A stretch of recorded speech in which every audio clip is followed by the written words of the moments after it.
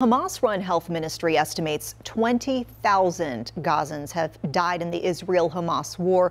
The World Health Organization says that grim number accounts for one child killed every 10 minutes. The news comes as Hamas leaders say they will not engage with negotiations about releasing more hostages until Israel halts the fighting for good. NBC's Alice Barr has the latest from Washington, including an interview with the deputy Pentagon press secretary who just returned from the region. A staggering figure bringing the agony in Gaza into sharp focus as the Palestinian Health Ministry estimates roughly 20,000 people, including thousands of children, have now been killed since the October 7th Hamas terror attack.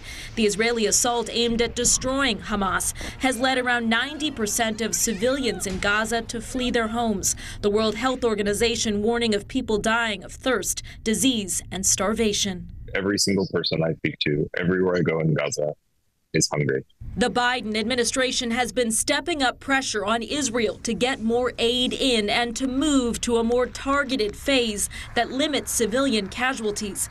Deputy Pentagon Press Secretary Sabrina Singh just returned from the region with Defense Secretary Lloyd Austin. Is there a sense that Israeli officials are receptive to the message being brought by Secretary Austin and other members of the Biden administration? You know, I do think they were receptive to Secretary Austin. We always expect any partner, any ally that is transferred U.S. weapons, that buys U.S. weapons, to always conduct their operations in upholding the laws of armed conflict. Israel is now seeking another humanitarian pause to free more Israeli hostages in exchange for Palestinian prisoners and humanitarian aid. But Hamas says there will be no negotiations until Israel agrees to end the war. At an impasse, Palestinian civilians are bearing the brunt.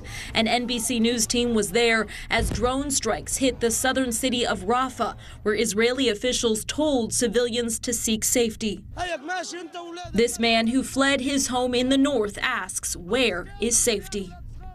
The increasing pressure on Israel to secure the release of the remaining hostages comes amid new evidence that the 3 hostages mistakenly shot by Israeli forces in Gaza had escaped their Hamas captors 5 days earlier.